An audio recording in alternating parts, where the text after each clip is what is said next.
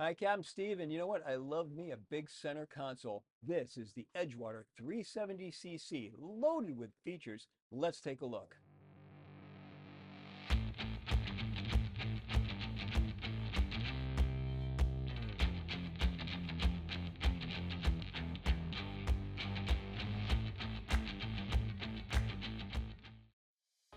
We'll start right here at the helm, where we've got dual 16-inch displays. Notice all the electrical switches are located underneath the displays so that the displays are up higher, giving you more of a quick glance down from your line of sight. Nice touch there and clever engineering. The Yamaha display over to the left-hand side, the stainless steel steering wheel has a rubber grip at the bottom side of it, so when your hands are wet, you can still get a good grip on it. And I like the steering knob. I also like that it's on a tilt base. Bow thruster controls over to the left-hand side, your heading hold, track point, course hold, all over on the left-hand side as well. Trim tabs just to the right side of the wheel, along with the digital engine controls, and then the joystick. Beverage holder just beyond that. I like that we've got good handrails going up on the supports for the hardtop, and notice it's beautiful hardtop. I mean, what a job they did. It's actually a skylight, so smoked glass up there, we can see through it. I like the dark tones with the white trim.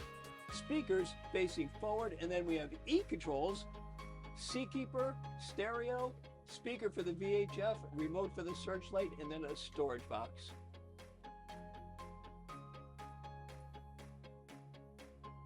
Three across seating. Each seat has individual bolsters, flip-down armrests.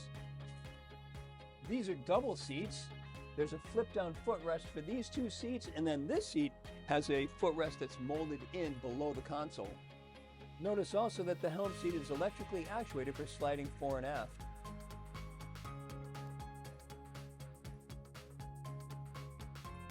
Looking underneath the seat, we've got the vessel's main breaker panel along with the battery switches. Under the helm seat, there's a storage drawer, plus, I like this feature, swing out platform to elevate the captain just a little bit more. In fact, 4 inches off the deck. The single piece windshield is tempered glass. It's got a bit of a curve to the sides, zero distortion. Moving to the cockpit, the working end of any center console. Forward, we've got a deluxe leaning post. This is giving us a hatch with plenty of storage, and this is all self-draining storage. Corian counter, stainless steel single basin sink, and another storage space, again self-draining. Overhead, there are spreader lights, a 7-inch Garmin display, downlights, speakers. Grab rail underneath, notice the courtesy lighting, and then we've got a pull-out bench giving us nice aft-facing seating. This one is 47 inches wide, and there's another flip-out seat at the transom. So we have some opposing seating, a little bit difficult to pull, but not too much. We've got opposing seating as we make our way out to the fishing grounds. Notice right alongside we have connectivity. There's both USB and a 12-volt plug. To the port hand side, there's both a fresh and raw water washdown. Back at the transom, hatch lifts on 2 gas struts. There's a sink and an insulated fish box. This is also self-draining. Right alongside is a live well. This hatch is held open by tension hinges.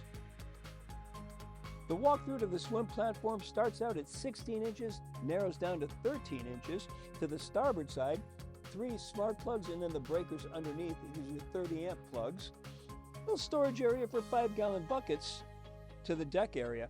And that whole walkthrough is actually 10 inches off the main deck. Rod holders seemingly everywhere. They're across the transom, going up the sides of the cap rails.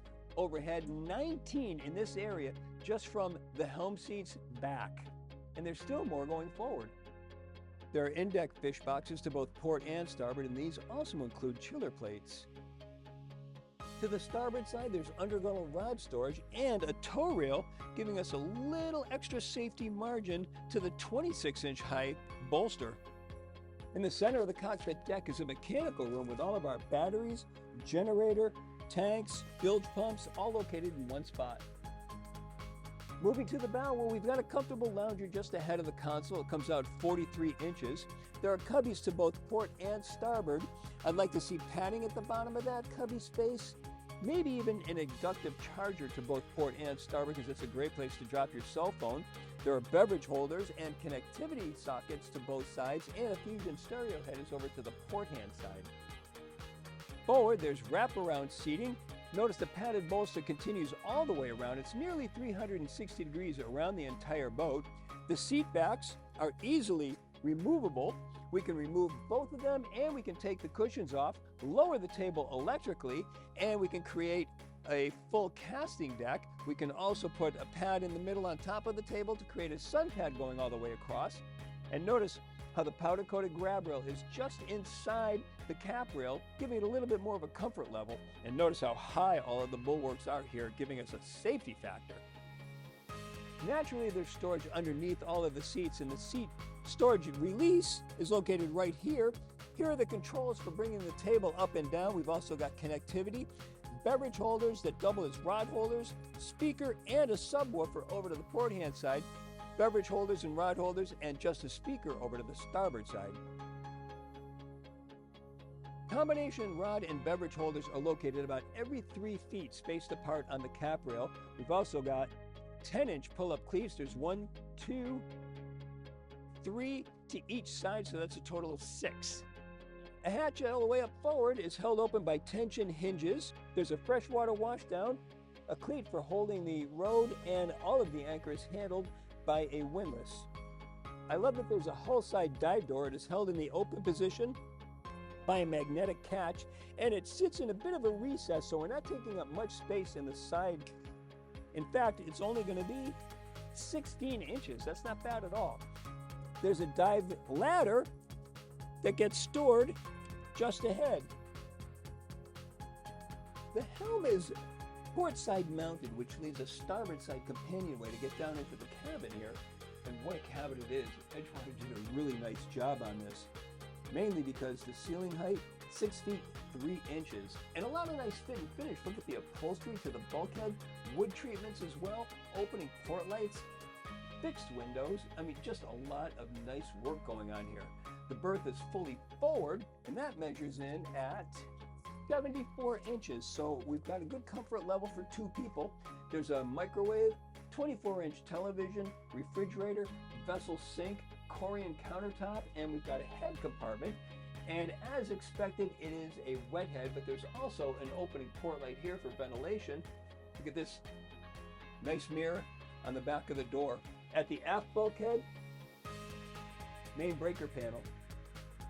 Now, aside from all of the features inside, outside, there's a lot of features that make this boat such an excellent seaworthy boat. Twin stepped hull, got a variable dead rise. Look at the flare on this bow. I mean, talk about being able to get a dry ride. Look at that. And we've got nice high freeboard, so this is clearly a blue water boat.